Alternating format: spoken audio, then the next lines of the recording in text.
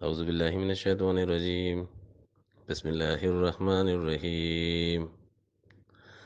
ستجدون آخرین یریدون ان یامنوکم ویامنوا قومهم كلما ردوا إلى الفتنة أركسوا فيها فإن لم يعتزلكم ويلقوا إليكم السلام ويكفوا أيديهم فخذوهم واقتلوهم وحيث ثقفتموهم أولئكم جعلنا لكم عليهم سلطانا مبينا۔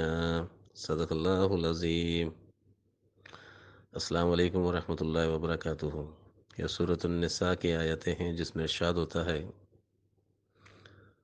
اور تم لوگ پاؤ گے دوسرے وہ لوگ چاہتے ہیں کہ امن میں ہو تم سے اور اپنی قوم سے، جب کبھی وہ لوٹائے جاتے ہیں آزمائش کی طرف تو وہ اوندھے کیے جاتے ہیں اس میں، اگر وہ کنارہ کش نہ ہو تم سے اور نہ ڈالیں تمہاری طرف صلح اور نہ روکے اپنے ہاتھوں کو، تو تم لوگ گرفتار کرو ان کو اور قتل کرو ان کو جہاں بھی تم لوگ پاؤ، اور یہ لوگ ہیں ہم نے بنائی ہے تمہارے لیے جن پر ایک واضح دلیل۔ ستجدون آخرین یریدون ان یامنوکم ویامنوا قومهم۔ ان آیات میں ایک گروہ کا ذکر کیا گیا ہے جو حق اور باطل کے درمیان کی راہ لینا چاہتا ہے۔ حق اور باطل کے درمیان کوئی راہ نہیں ہوتی۔ اگر انسان اللہ کی حق کی پیروی نہ کرے تو باطل کی پیروی کرنے پر مجبور ہو جاتا ہے۔ اس لیے وہ لوگ جو حق کو بھی مانیں اور باطل کو بھی مانیں، یہ ایک غیر فطری اور خود غرض عمل ہے جس کی کوئی گنجائش نہیں ہے۔ ان کو لازمی اس آزمائش سے گزرنا ہوگا جس میں سے ایک کو منتخب کرنا پڑے۔ یہ آیتیں فصل ہیں جس میں فیصلہ کیا جاتا ہے۔ انسانی حیات صرف ضروریات کی تکمیل کا نام نہیں ہے، بلکہ انسانی زندگی کا مقصد ارتقاء اور حیات ابدی کا حصول ہے۔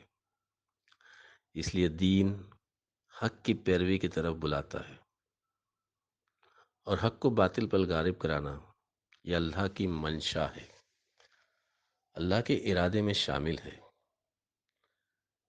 اس لیے حق اور باطل کی پہچان یہ پہلا امتحان ہے۔ جب تک حق کی پہچان نہ ہو باطل نابود نہیں ہو سکتا۔ حق آتا ہے تو باطل مغلوب ہوتا ہے، نابود ہوتا ہے۔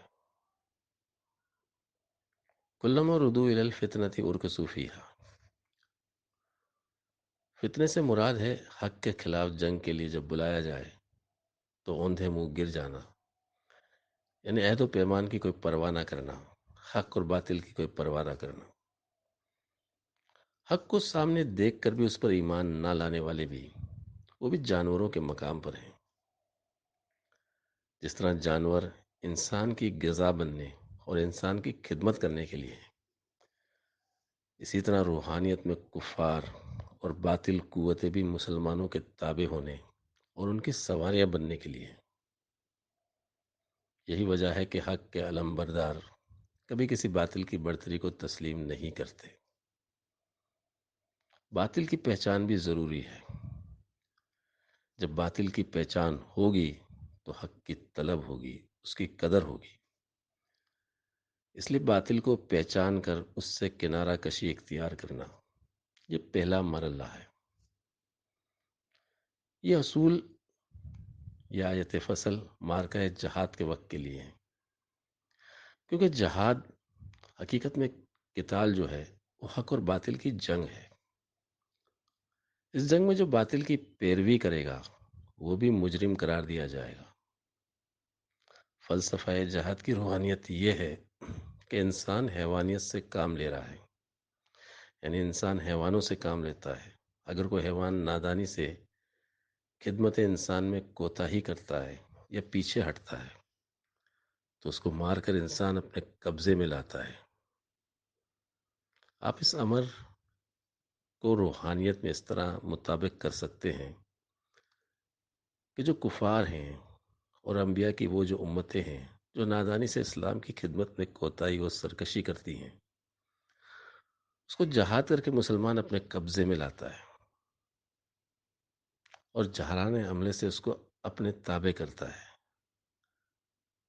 تمام انبیاء کرام نے سردار دو عالم صلی اللہ علیہ وسلم پر ایمان لانے اور دین اسلام کی مدد کرنے کا ایک وعدہ کیا ہے، ایک میثاق کیا ہے۔ وہ اپنے میثاق سے بہرنو تخلف نہیں کر سکتے، اس کے خلاف نہیں کر سکتے، اس کی خلاف ورزی نہیں کر سکتے۔ البتہ اگر ان کی امتیں سرتابی کریں تو ان سے جانوروں کا ہی سلوک کیا جائے گا۔ وَأُولَئِكُمْ جَعَلْنَا لَكُمْ عَلَيْهِمْ سُلْطَانًا مُبِينًا۔ سلطان مبینہ یہ مسلمانوں کے لیے ایک واضح دلیل ہے۔ مقام مسلم ایک جامع مقام ہے جو تمام انسانوں پر شہید ہے۔ امت مسلمہ تمام انسانوں پر شہید ہیں، تمام امتوں پر شہادت کا مقام ہے۔ جس طرح حضور خاتم النبیین رحمۃ للعالمین صلی اللہ علیہ وسلم تمام انبیاء کے امام ہیں، اس طرح آپ کی امت امام الامم ہے۔ جہاد میں یہ اصول ہے کہ قبول اسلام جزیہ ورنہ جہاد، کیونکہ اگر کوئی باطل سے کنارہ کر کے اسلام کی پناہ میں آ جائے تو اس کو پناہ دی جائے، تاکہ اس کو پورا موقع ملے کہ حق کے غلبے پر ایمان لا کر حق کی معرفت حاصل کرے۔ یہ مقام مسلم ہے۔ تو مرد میداں، تو میر لشکر، نوری حضوری تیرے سپاہی، کچھ قدر اپنی تو نے نہ جانی، یہ بے سوادی یہ کم نگاہی، دنیا دوں کی کب تک غلامی، یا راہبی کر یا بادشاہی، پیر حرم کو دیکھا ہے میں نے، کردار بے سوز گفتار واہی۔